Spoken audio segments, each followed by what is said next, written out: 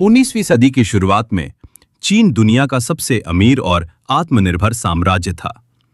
चीन के पास अपनी समृद्धि और रिसोर्सेज की वजह से फॉरेन ट्रेड की कोई बड़ी जरूरत नहीं थी। यूरोप के देशों को चीन से सबसे ज्यादा चाहिए था टी, सिल्क और पोर्सेलिन, जिन्हें यूरोप में लग्जरी गुड्स माना जाता था। लेकिन चीन को यूरोप से कुछ भी लेने की जरूरत नहीं थी। इसका मतलब हुआ कि ट्रेड का बैलेंस पूरी तरह चीन के पक्ष में था। यूरोप का सिल्वर और गोल्ड लगातार चीन की तरफ जा रहा था और ये ब्रिटेन जैसी इंडस्ट्रियल पावर के लिए चिंता का विषय बन गया। ब्रिटेन ने इस इम्बैलेंस को खत्म करने और चीन से इकोनॉमिक प्रॉफिट हासिल करने के लिए ओपियम का इस्तेमाल किया। इंडिया, जो उस समय ब्रिटेन का सबसे बड़ा कॉलोनी था, वहां के फार्मर्स जबरदस्ती ओपियम की खेती करते थे। विशेषकर बिहार और बंगाल के खेतों से ओपियम कोलकाता के वेयरहाउसेज में जमा होती और वहां से सी रूट के जरिए चीन के कंतन पोर्ट तक पहुंचाई जाती। वहां से चाइनीज ट्रेडर्स और स्मगलर्स इसे पूरे कंट्री में फैलाते। शुरुआत में ओपियम का इस्तेमाल मेडिसिनल पर्पस के लिए होता था, लेकिन धीरे धीरे ये स्मोकिंग का एडिक्शन बन गया। लोग छोटे पाइप्स में ओपियम जलाकर स्मोक करते और इस लत में फंसते गए। 1830 तक हर साल लगभग 40,000 बॉक्सेस ओपियम चीन पहुंचने लगे थे।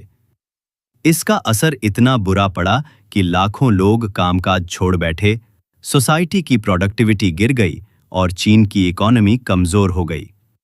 उस समय वेस्टर्न पावर्स पूरी दुनिया में फैली हुई थीं और उनके कॉलोनीज कई कॉन्टिनेंट्स में मौजूद थे। ब्रिटेन के पास इंडिया, ऑस्ट्रेलिया, अफ्रीका के कई हिस्से था। फ्रांस ने वियतनाम और अफ्रीका में एक्सपेंशन किया। पोर्चुगल अब भी मकाओ, चीन का एक छोटा हिस्सा पर राज कर रहा था। नेदरलैंड्स इंडोनेशिया पर कब्जा कर चुके थे और स्पेन फिलीपींस का कंट्रोल रखता था।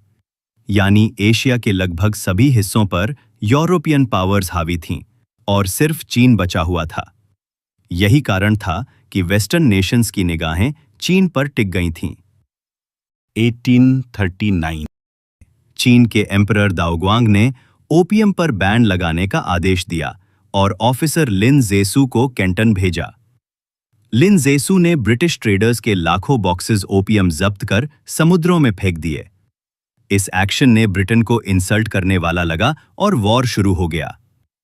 पहले ओपियम वॉर में ब्रिटेन की मॉडर्न नेवी और स्टीम पावर्ड शिप्स के सामने चीन की ट्रेडिशनल वुडन बोट्स और ओल्ड वेपन्स टिक नहीं पाए। कुछ ही मंथ्स में ब्रिटेन ने चीन को हरा दिया। 1842 में ट्रीटी ऑफ नैनजिंग पर सिग्नेचर्स हुए, जिसके तहत चीन को हांगकांग ब्रिटेन को देना पड़ा। 5 मेजर पोर्ट्स फॉरेन ट्रेड के लिए खोलने पड़े और हेवी फाइन भरना पड़ा। ये चीन के हिस्ट्री में पहली बार फॉरेन पावर्स के सामने अपनी हाथ जोड़ने जैसा मोमेंट था और इसे सेंचुरी ऑफ ह्यूमिलिएशन की शुरुआत माना गया। ओपियम वॉर्स के बाद चीन में इंटरनल इंस्टेबिलिटी बढ़ी। पहला बड़ा इंटरनल कॉन्फ्लिक्ट था ताइपिंग रिबेलियन 1850, 1880, 60, जिसका लीडरशिप होंग शुकेन ने किया।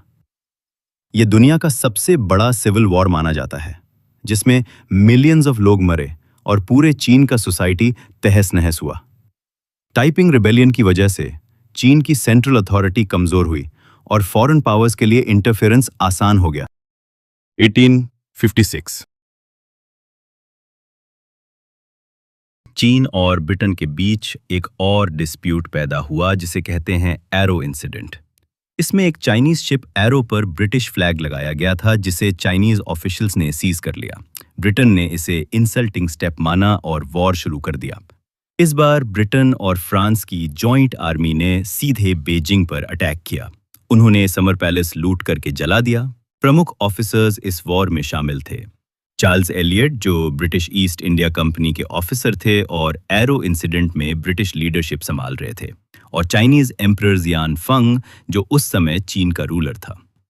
1860 में चीन को मजबूर होकर ट्रीटी ऑफ तिएनजिन और कन्वेंशन ऑफ पीकिंग पर सिग्नेचर्स करना पड़ा। इन ट्रीटीज के तहत और भी पोर्ट्स फॉरेन ट्रेड के लिए खोल दिए गए, ओपियम ट्रेड लीगलाइज्ड हुआ, काओलून पेनिनसुला ब्रिटेन को मिला और रशिया और फ्रांस को भी एडवांटेज मिला।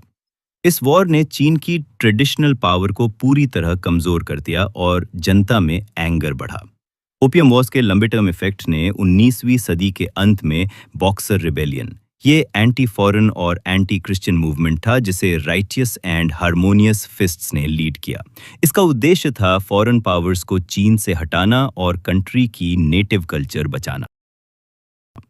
इस रिबेलियन ने दिखा दिया कि सेंचुरी ऑफ ह्यूमिलिएशन और फॉरेन इंटरफेरेंस चीन की जनता और सेना दोनों को डीपली प्रभावित कर चुकी थी।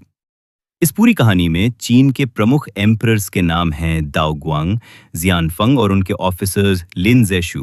ब्रिटिश साइड के प्रमुख ऑफिसर थे चार्ल्स एलियट, जिन्होंने एरो इंसिडेंट में लीडरशिप संभाली। ओपियम वॉर्स सिर्फ ड्रग ट्रेड की लड़ाई नहीं थी, बल्कि ये वेस्टर्न इंडस्ट्रियल और इंपेरियल पावर्स बनाम ईस्टर्न ट्रेडिशनल एम्पायर्स की टक्कर का सिंबल थे। चीन की सेंचुरी ऑफ ह्यूमिलिएशन यहीं से शुरू हुई और आज भी चीन इन वॉर्स को अपने हिस्ट्री के डार्केस्ट पेजेस में याद करता है। ये इवेंट सिर्फ चीन के लिए ही नहीं बल्कि पूरी दुनिया के लिए लेसन है। जब एडिक्शन, ट्रेड और पावर का ग्रीड मिल जाता है तो इसका इफेक्ट जेनरेशंस तक महसूस होता है। इस वीडियो में बस इतना ही। जल्द ही मिलते हैं और एक नए टॉपिक के साथ।